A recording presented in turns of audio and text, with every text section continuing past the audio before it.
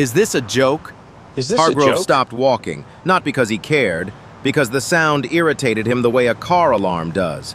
Something beneath his attention that had somehow gotten into it anyway. He looked at her the way you look at a stain on an expensive suit. A black girl, 14, sitting on concrete with a torn cap in front of her. My building, my block. I pay the city more in taxes than your whole street makes in a year. He leaned slightly forward. She looked up at him, calm, quiet. Yes, sir. I just need a few more minutes. My mama is sick. He straightened up, fixed his cufflink, turned away. Not my problem. And he walked through the door without looking back once. What Hargrove didn't know was that the girl he just silenced had a voice that was about to make him wish he had never opened his mouth. The Bronx, early morning. The kind of neighborhood where the buildings lean on each other like tired people on a subway car. Not because they want to, but because there's nowhere else to go. Apartment 4C. One room. A window that faced a brick wall. Zara Cole woke up before the sun most days, not because anyone told her to, but because the coughing started early. It always did. She would lie still in the dark, listening through the thin wall that separated her sleeping mat from her mother's bed, counting the seconds between each cough the way sailors count seconds between lightning and thunder, measuring the distance, bracing for what comes next. She was 14 years old, and she already knew how to be quiet in the specific way that only children of sick parents learn. Not silent, quiet.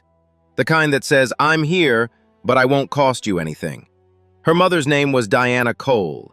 There was a photograph on the nightstand beside Diana's bed. Small, slightly faded at the edges, tucked into a plastic frame that had cracked at one corner. In it, a young woman stood center stage in a floor-length gown, her arms open, her head tilted back, her mouth forming a note that seemed too big for any room to hold. The stage lights caught her face in a way that made her look lit from the inside.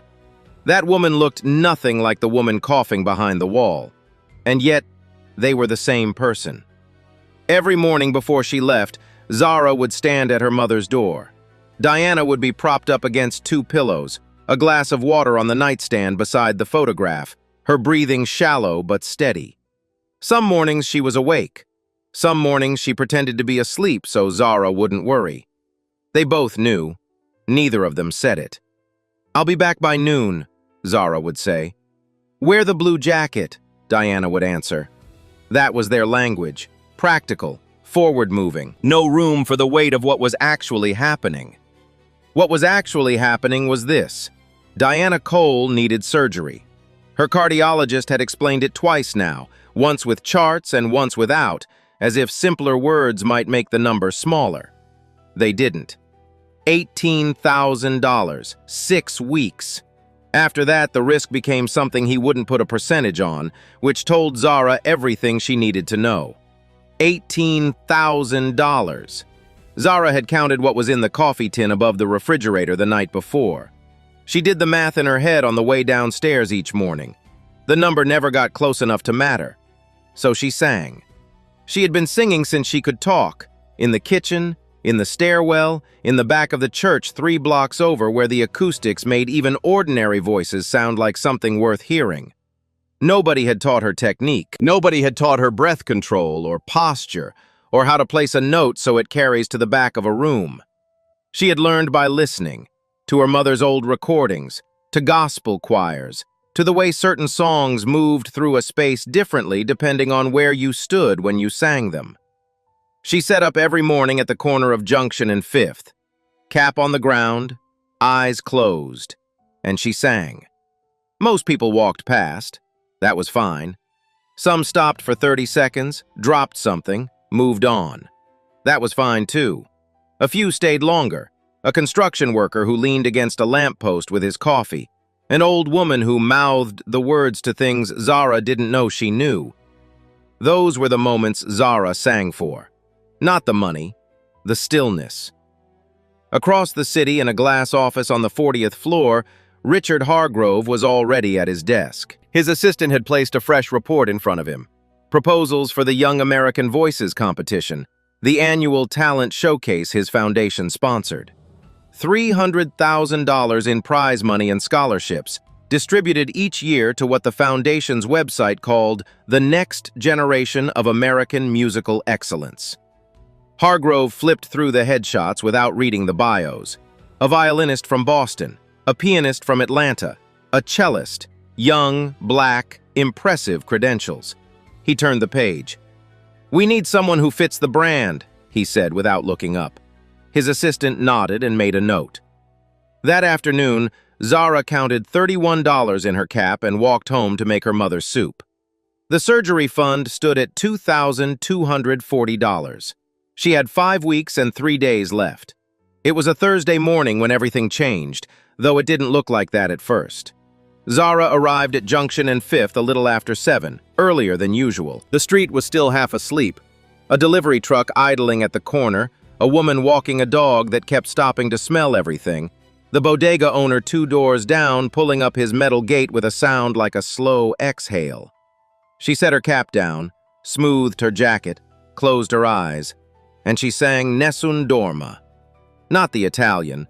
She had translated it herself over weeks, rewriting the lyrics in the margins of a school notebook, keeping the melody exactly as Puccini wrote it, but filling it with words that belonged to her. Words about a woman coughing behind a thin wall, about a coffee tin that was never full enough, about the particular kind of love that shows up every morning and doesn't explain itself. Nobody asked for it. Nobody announced it. But within 4 minutes, something happened that happens sometimes. The rare mornings when everything lined up right. The air, the acoustics of the buildings around her, something invisible and unscheduled.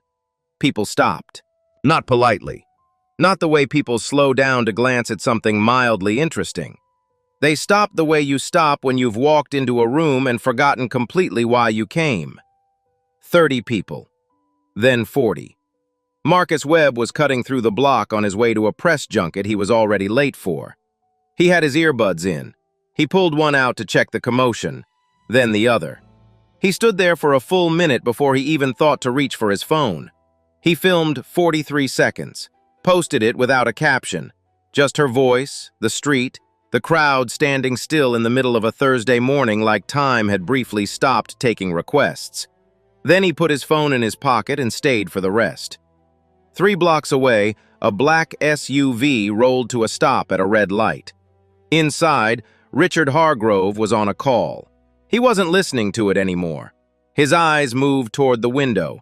His hand, just slightly, lowered his phone from his ear. The light turned green. The car didn't move for 4 full seconds. Then it did. But his assistant, watching from the passenger seat, noted something she had never seen before in 6 years of working for him. Richard Hargrove had stopped talking mid-sentence, and he hadn't noticed. Marcus Webb posted the clip at 7:42 in the morning. By 9:15, it had 34,000 views. By noon, the number was past 180,000 and climbing in the specific way that things climb when they've caught something real. Not the slow, manufactured rise of a promoted post, but the sudden vertical spike of something people are sending to each other with no message attached, because no message is needed. The comments were immediate and overwhelming. "Who is this child? Someone find her!" I pulled over to cry. My grandmother used to sing like that. "This can't be real. Where is she?" Marcus found Zara through her neighbor, a retired music teacher named Patricia James, who had been watching Zara sing on that corner for 3 months and had been waiting, with the quiet patience of someone who has seen talent before and knows better than to rush it, for exactly this moment. He sat across from Zara at Patricia's kitchen table that evening. He turned his phone around and showed her the screen. Zara stared at the number for a long time without speaking. "That's you," Marcus said. "That's what you sound like to the rest of the world." She looked up. "People just stopped because it was weird. Somebody singing on the street." "No," he said. "People stopped because they couldn't leave." Patricia set 3 cups of tea on the table and sat down.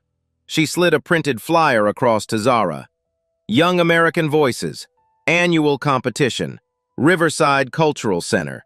Prize money. $20,000. Full music scholarship included. Sponsored by the Hargrove Foundation." Zara read it twice. "I don't have a school. I don't have a teacher on record. I've never performed anywhere. The eligibility rules say ages 12 to 18, Patricia said. That's all they say. That's all they need to say, Marcus added. Zara was quiet for a long time. She reached into the front pocket of her jacket and pulled out the photograph. Her mother, center stage, arms open, lit from above like something sacred. She set it on the table between them, looked at it, then looked up. Okay, she said. Just that, one word. But the way she said it left no space for doubt. The Riverside Cultural Center sat on the corner of Amsterdam and 84th, a building that had been many things over the decades. A theater, a courthouse annex, a shuttered event hall, before the Hargrove Foundation renovated it 8 years ago and turned it into what the Foundation's brochure called a beacon of artistic excellence for the next generation. The marble floors were new.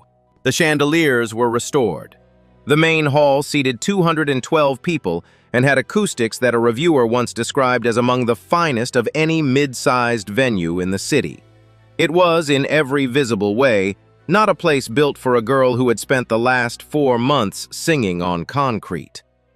Zara arrived with Patricia on a Saturday morning, 2 hours before the competition began. She wore the only dress she owned, pale blue, slightly too long, hemmed the night before by Patricia with a needle and thread under a kitchen lamp. Her hair was pulled back. Her hands, Patricia noticed, were completely still. The registration desk was staffed by 2 young women in Hargrove Foundation lanyards who looked at Zara's form, then at Zara, then at the form again. No school affiliation? One of them said. No, Zara said. No private instructor on record? No. A pause, the kind that carries weight it's trying to hide. Okay, the woman said finally and stamped the form. You're number 11. The backstage area was a long corridor with fluorescent lighting and folding chairs lined against the wall. The other competitors moved through it with the particular confidence of children who have been prepared, warmed up by coaches, fussed over by parents, running through fingerings and breathing exercises with the focused efficiency of people who have done this many times before. Zara sat in a folding chair near the end of the corridor and watched. A boy with a violin case walked past and glanced at her dress, said nothing, kept walking. A girl with a vocal coach whispering in her ear paused near Zara, looked her up and down once and moved on. Patricia sat beside her. She didn't offer encouragement. She didn't run through last-minute instructions. She simply sat there, close enough that their shoulders almost touched, in the way that people who genuinely love each other don't need to fill silence. In the main hall, at the center of the judges' table, Richard Hargrove sat with his nameplate in front of him and a glass of water he hadn't touched. He was reviewing something on his phone when his assistant leaned over and pointed at the program. He followed her finger to number 11. Zara Cole. No school. No instructor. Bronx, New York. He looked at it for a moment. Then he looked at his assistant. Find out who let this through, he said quietly. She nodded and stepped away. The competition ran in order. A pianist from a conservatory prep school in Manhattan opened with a technically flawless Chopin etude that drew warm, appreciative applause. A violinist from Brooklyn performed a movement from Mendelssohn with the kind of controlled precision that makes judges lean forward and write things down. A soprano from a private arts academy in New Jersey sang a Mozart aria with perfect diction and absolutely nothing behind it. Hargrove nodded at each of them, made notes, checked his watch. When the MC called number 11, the corridor door opened and Zara walked out. She walked the way she always walked, not with performance, not with the practiced entrance of someone who had been coached on how to cross a stage. She simply walked to the center, stopped, and stood there. The MC leaned into his microphone. "And what will you be performing today?" "Ave Maria," Zara said. "A cappella." A murmur moved through the hall. One of the judges shifted in his seat. Hargrove looked up from his notes for the first time since the competition began. "Whenever you're ready," the MC said. Zara closed her eyes, and then she opened her mouth. The first note was so quiet that half the room almost missed it, A single thread of sound, thin and clear, rising from somewhere that didn't seem like it could come from a girl that size. It floated out into the hall and hung there for a moment, testing the air. Then the second note came. Higher, fuller. Like the first note had been a question and this one was the answer. What happened next is the thing that people who were in that hall would describe differently depending on who you asked, but would always describe, because it was the kind of moment that writes itself into memory without asking permission. The noise of the room, the small shufflings, the quiet coughs, the rustling of programs stopped. Not gradually, all at once, as if someone had reached into the air and turned a dial. 200 people went silent in the span of 8 seconds. A father in the third row had been filming on his phone. He lowered it without realizing he had. A woman in the 7th row who had come only because her nephew was performing pressed her hand flat against her sternum without knowing why. A journalist from a local arts publication who had covered 40 of these competitions and had stopped expecting to be surprised sat very still with her pen hovering above her notepad, not writing anything, just listening. At the judges' table, 3 of the 4 judges had stopped making notes. The 4th was Richard Hargrove. He was still writing. Zara sang through the first verse with her eyes closed, her body almost completely still, only her hands moving slightly at her sides. Not performing, not gesturing, just existing in the way that people exist when they are doing the thing they were made for. The melody moved through the hall like water finding the shape of a room, filling every corner, reaching the back rows with the same clarity it had at the front. When she reached the high note, the sustained B-flat that sits at the peak of the piece like a held breath, 3 people in the front row audibly exhaled. A woman near the middle of the hall, older, gray-haired, sitting alone in an aisle seat, pressed both hands over her mouth. She was crying. Quietly, completely, the way people cry when something reaches them in a place they had forgotten existed. Nobody noticed her. They were all looking at the stage. Zara held the note for 4 full counts. Then she let it go and brought the piece home. Softly, gently, like setting something fragile down on a surface you trust. The last note dissolved into the air. Silence. 3 seconds of it. Real silence. The kind that only exists when 200 people are all holding the same breath. Then the room came apart. The applause started somewhere in the middle and moved outward in both directions simultaneously, the way a stone hits water. People stood, not one at a time, not in a slow wave, but in clusters, spontaneously, because their bodies made the decision before their minds caught up. Patricia, standing at the back of the hall, pressed one hand over her eyes. At the judges' table, 3 of the 4 judges were on their feet. Richard Hargrove sat perfectly still in his chair. He was looking at Zara. His pen was no longer moving.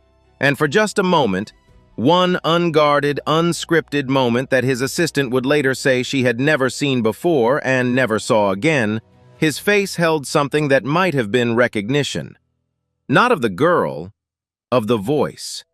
The applause was still echoing off the marble walls when Hargrove leaned toward his assistant. He didn't raise his voice. He never needed to. "Find out everything about her," he said. "School, family, address, everything." His assistant was already typing. The results were posted 2 hours later on a board outside the main hall, printed on Hargrove Foundation letterhead, names listed in order of advancement to the final round. Parents crowded around it. Coaches leaned over shoulders. Phones came out. Patricia found it first. She read the list 3 times, slowly, the way you reread something when you're sure you must be misreading it. Zara's name was not there. She found the competition director, a thin man in a Hargrove Foundation lanyard named Gerald, near the registration desk.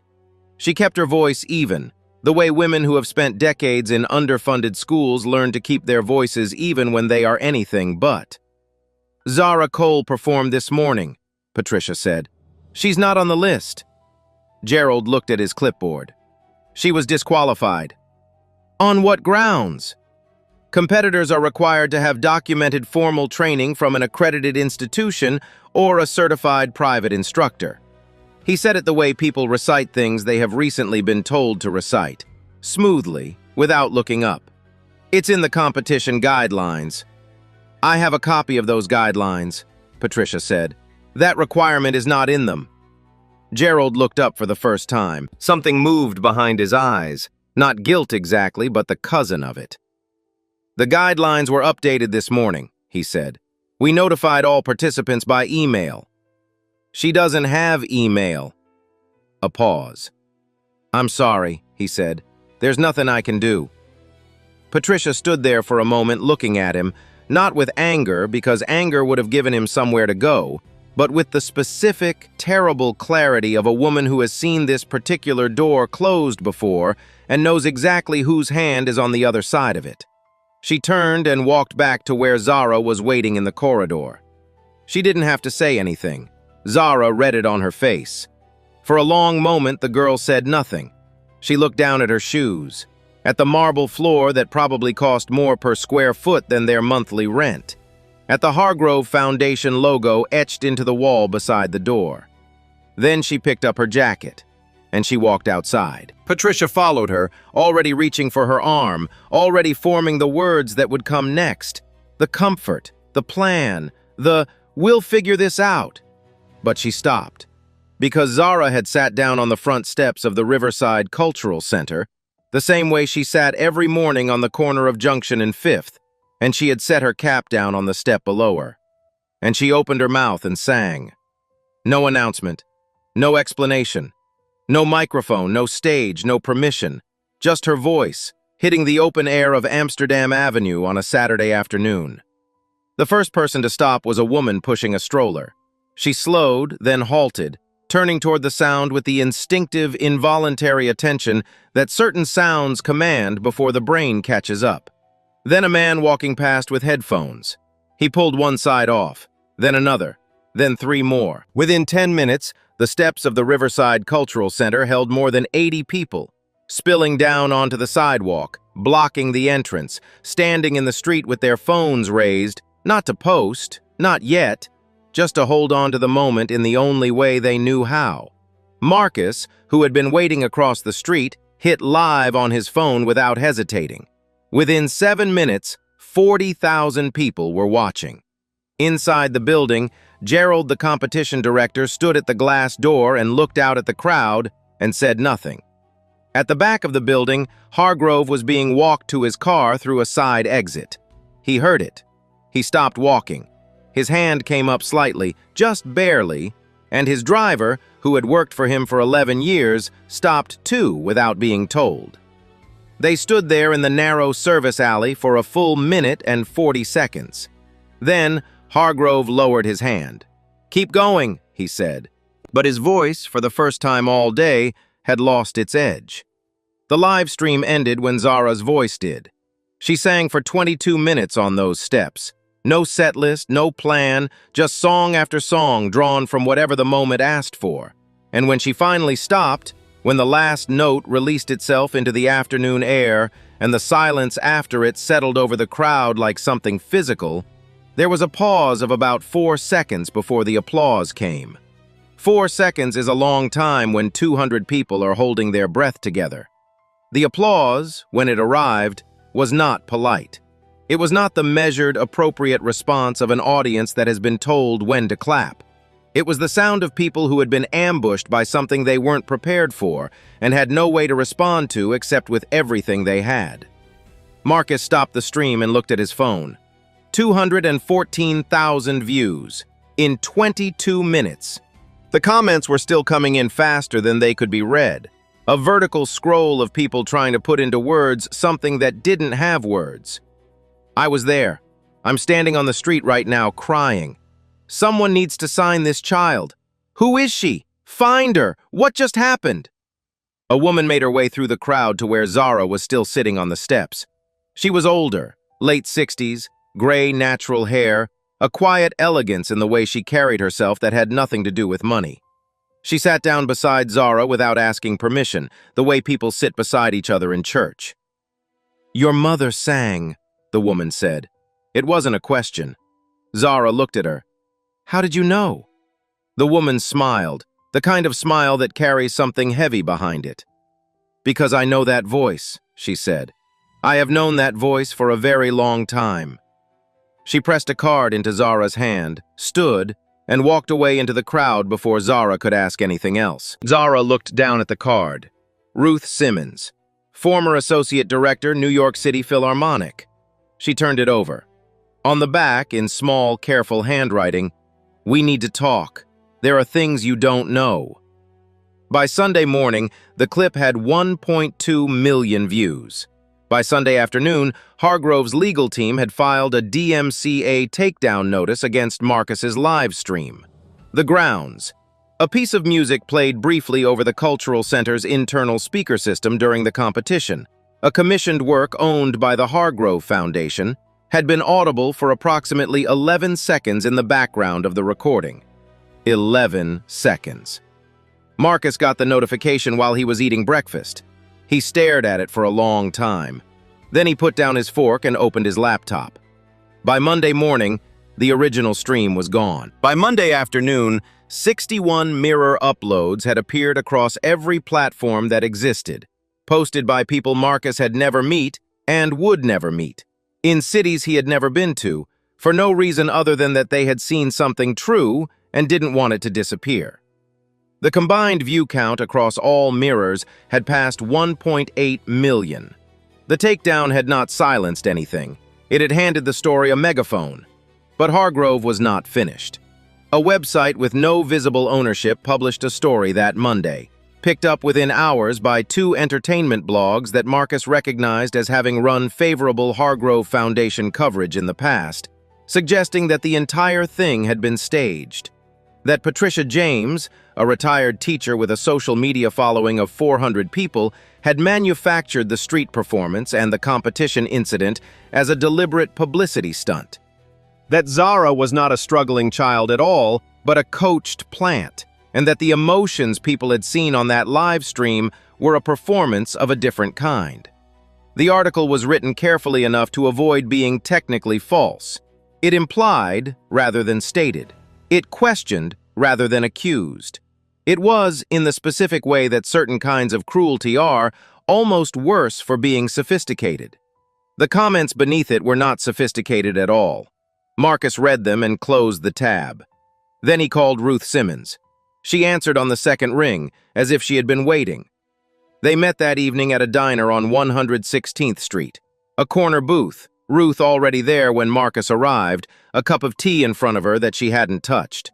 She was composed in the way that people are composed when they have been carrying something for a very long time and have made their peace with the weight of it.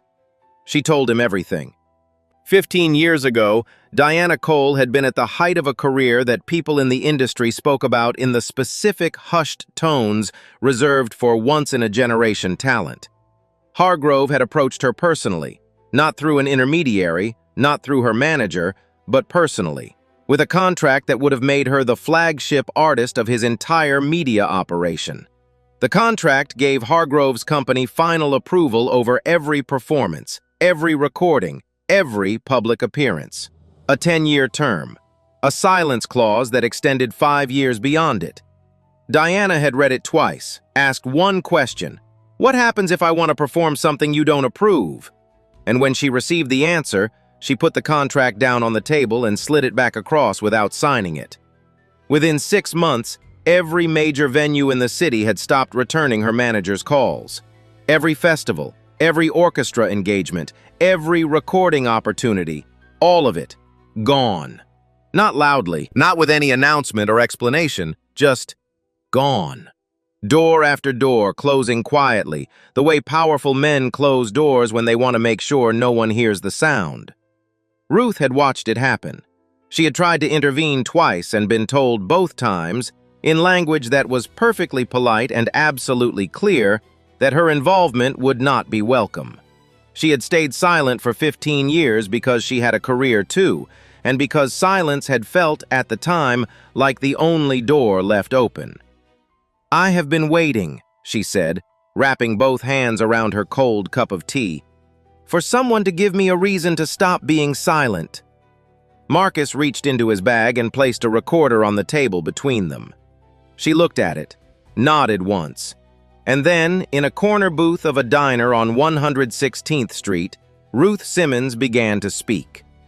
The story broke on a Tuesday. Marcus published everything.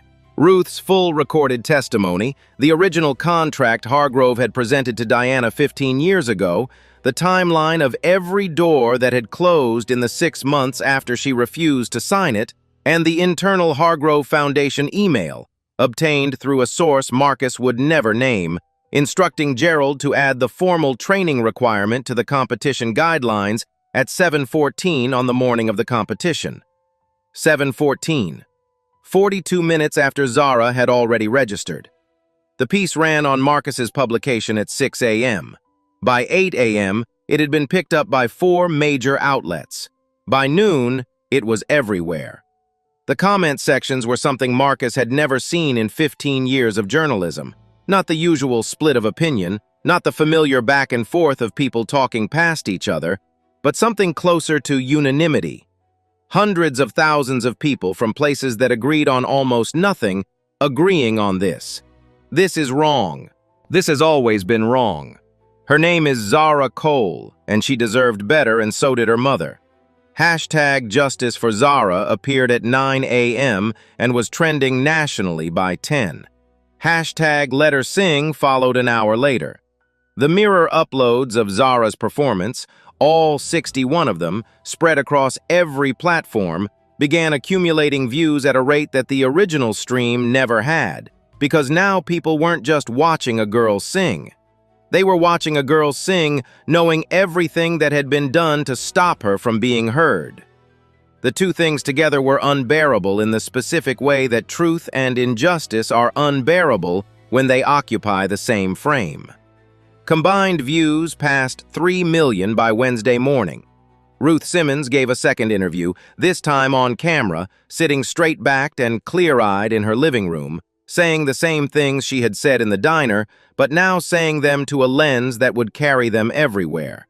She named names. She gave dates. She described, in the precise and careful language of a woman who has been waiting 15 years to use it, exactly what Richard Hargrove had done, and exactly how he had done it. She ended the interview with 11 words that would be clipped and shared more than anything else she said. Diana Cole was the finest soprano I ever heard. Full stop. 4 other artists came forward in the 72 hours that followed. 2 of them well known enough that their names alone drew headlines, describing variations of the same pattern. Contracts with impossible terms, refusals followed by silence, careers that had simply quietly stopped. None of them had spoken before. All of them said the same thing when asked why they were speaking now. Because of Zara. Patricia James, who had no social media presence and no public profile, and had simply been a woman who loved music and recognized something extraordinary when she heard it, gave one brief statement to a reporter who knocked on her door. "I told that child she wasn't begging," she said. "I told her she was giving. I just didn't know yet how much she had to give." It was the most quoted line of the week. At the Hargrove Foundation offices on the 40th floor, the phones had been ringing since Monday, and the foundation's PR firm had drafted and discarded 11 different statements without releasing any of them. The board of directors requested an emergency meeting. 3 corporate sponsors quietly paused their partnerships pending review. A senator whose district included the Bronx sent a letter asking pointed questions about the foundation's grant practices. Hargrove took none of the calls, but on Wednesday evening, his assistant found him standing at the floor-to-ceiling window of his office, looking out at the city the way people look at things they are trying to understand from a distance. She placed the latest press summary on his desk. He didn't turn around. "There's something else," she said. He waited. "Diana Cole, the girl's mother." She paused. "She's agreed to come to the open showcase on Friday. She hasn't been inside a performance venue in 15 years. The city stretched out below him, indifferent and enormous. He was quiet for a very long time. "Make sure the front row is accessible," he said finally. His assistant looked at his back for a moment. Then she wrote it down. Friday came the way important days always do.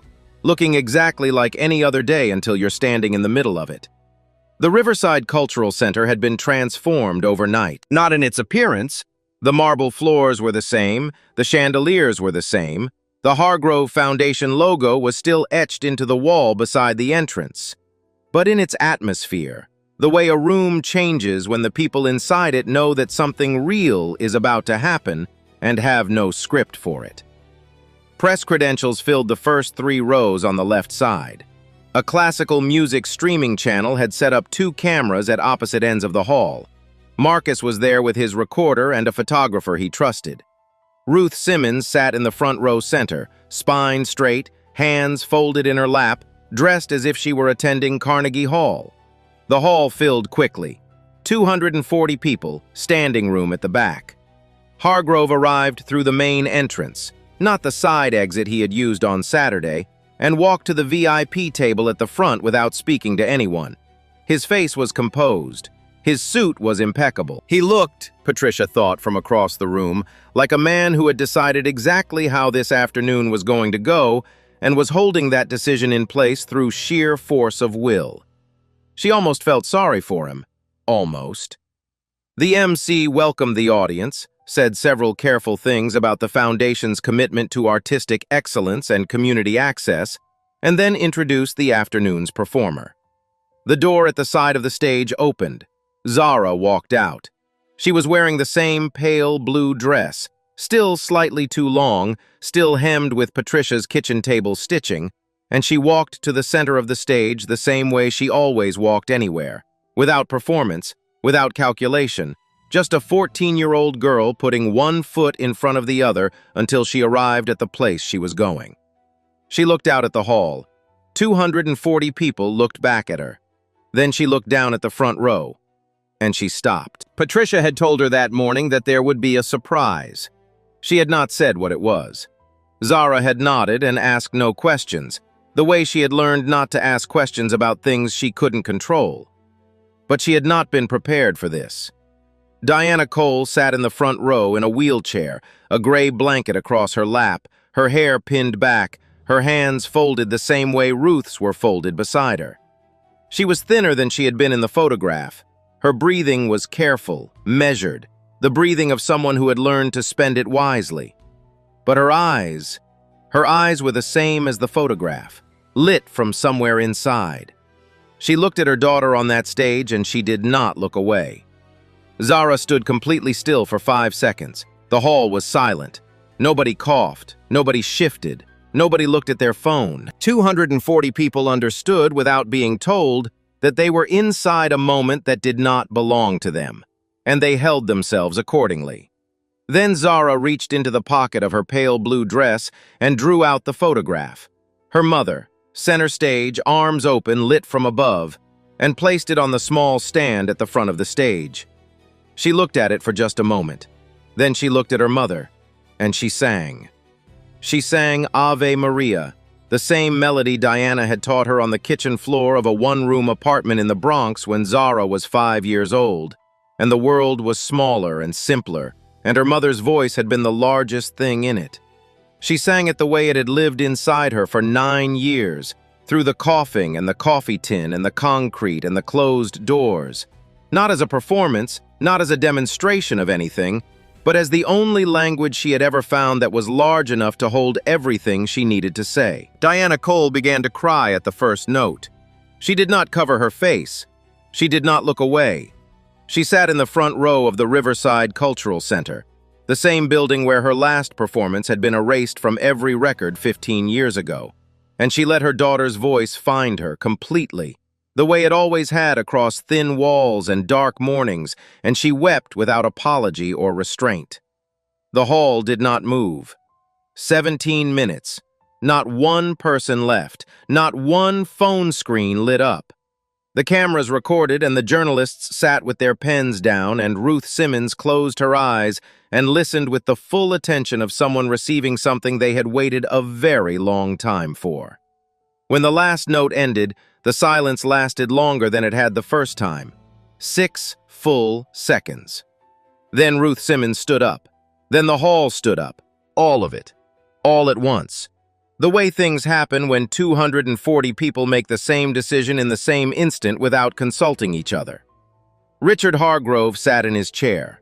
He was looking at the stage, at the girl, at the woman in the wheelchair in the front row, whose face he had not allowed himself to look at directly since she walked through the door. He sat there while the applause built around him like weather. And then, slowly, without drama, without anyone asking him to, he stood. He did not clap. He just stood. And for the first time in the 3 days since the story had broken, since the calls he hadn't taken and the statements that hadn't been released, and the window he had stood at looking out at a city that had made up its mind without him, for the first time, Richard Hargrove looked like a man who understood, fully and without the protection of distance, exactly what he had done. Not to a career, to a person, to two of them. The press conference was Hargrove's idea, not his PR firm's, not his board's, not his lawyers, who had spent 3 days constructing careful language about institutional processes and procedural reviews and the Foundation's ongoing commitment to equitable access. Language designed to acknowledge without admitting, to apologize without accepting, to close a door quietly the way doors had always been closed. Hargrove read the draft, set it down, and called the press conference himself. It was held the following Monday morning in a small room on the ground floor of the Hargrove Media Building. Not the 40th floor, not the boardroom with the view, but a plain room with folding chairs and a podium and no backdrop with the company logo. His communications director had suggested the logo. Hargrove had said no. He walked in alone. No assistant beside him, no lawyer at his elbow. He stood at the podium and looked at the room. 14 journalists, 2 cameras, Marcus Webb in the 3rd row with his recorder already running, and he did not unfold any paper. He spoke for 4 minutes and 20 seconds. He said that 15 years ago he had made a decision about Diana Cole that he had justified to himself at the time with the particular ease that powerful men bring to the justification of things they want to do. He said that he had used his position to close doors that had no business being closed, that he had done it quietly and deliberately, and that the quiet and the deliberateness were not mitigating factors but the opposite. He said that he had watched Diana Cole's daughter stand on a stage last Friday and sing with a voice that made the room stop breathing, and he had understood, in a way he could not unknow, what 15 years of closed doors had cost. He did not say he was a changed man. He did not say he had learned and grown. He did not use the word journey. He said, "I caused serious harm to Diana Cole. I caused harm to her daughter. I am sorry. Those words are not enough, and I know they are not enough, and I am not going to pretend otherwise." Then he said what he was going to do. The Hargrove Foundation would cover Diana Cole's surgery in full. All costs, all follow-up care, no conditions, and no paperwork beyond what the hospital required. A fund of $250,000 would be established in Diana's name for artists who had been displaced from the industry through practices similar to those she had experienced. An independent panel, no Hargrove Foundation employees, no Hargrove affiliates, would review the foundation's contracting history for the past 20 years. He paused. Zara Cole will be offered the Young American Voices Scholarship unconditionally, not as a gesture, because she won it. He stepped back from the podium. Nobody applauded. The room was quiet in the specific way that rooms are quiet when people are deciding what they think. A journalist raised her hand and asked 2 questions. Hargrove answered both directly. Marcus did not ask a question, he just watched. Afterward, in a hospital room 3 miles away, a nurse turned on the television, and Diana Cole watched the last 90 seconds of the press conference from her bed, 2 days before her surgery, with Patricia sitting in the chair beside her. When it was over, Diana was quiet for a long time. "He looked smaller," she said finally. "In person, he always looked so much larger than everything else." Patricia reached over and took her hand. "That's what happens," Patricia said, "when the thing propping him up is gone." Diana looked at the ceiling. Outside the window, the city was doing what it always did. Indifferent, enormous, continuing. A siren somewhere, a horn, The specific white noise of 10 million people living their lives in the same general direction. "Is she outside?" Diana asked. "She's been outside since 7, Patricia said. Diana smiled.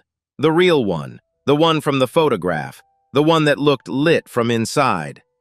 "Send her in," she said. The door opened and Zara came in, still in her jacket, her face doing the thing it always did when she was trying not to show how relieved she was and failing completely. She sat on the edge of the bed and took her mother's other hand and didn't say anything for a while. Outside, the city continued. Inside, for the first time in a long time, it was quiet in a way that felt like rest rather than holding back. 3 weeks later, Zara was back on the corner of Junction and 5th. Not because she had to be.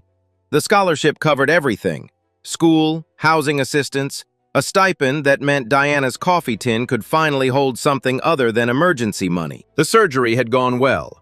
Diana was home, breathing easier than she had in 2 years, sitting up in bed with the window open for the first time since Zara could remember. Zara was there because she wanted to be. She sat on the same step, set her cap down the same way, upside down on the concrete in front of her. Then she looked at it for a moment, picked it up, and put it in her bag. She didn't need it anymore. She sang anyway. It was Ave Maria, the same as always, but something in it had shifted. Not the notes, not the melody, but the weight behind it. The thing she had always been singing toward, without knowing exactly what it was, had been found. And now the song was not a question anymore. It was something closer to an answer. People stopped. They always stopped. A construction worker with a coffee, an old woman who mouthed the words, a little girl in a yellow coat who tugged her father's sleeve and pointed and would not be moved until the song was finished. Nobody knew, looking at her, everything that had happened. They just knew what they always knew on this corner, that something real was occurring, and that real things deserve to be stood still for. The voiceover settles one last time, quiet and certain. She wasn't discovered, she was recognized. There's a difference. Discovery implies she was hidden somewhere, waiting to be found. She wasn't hidden. She was right here, on this step, on this corner, in that hall, offering the truest thing she had every single day to anyone willing to stop long enough to receive it. The world didn't give her a voice. It just finally got quiet enough to hear it.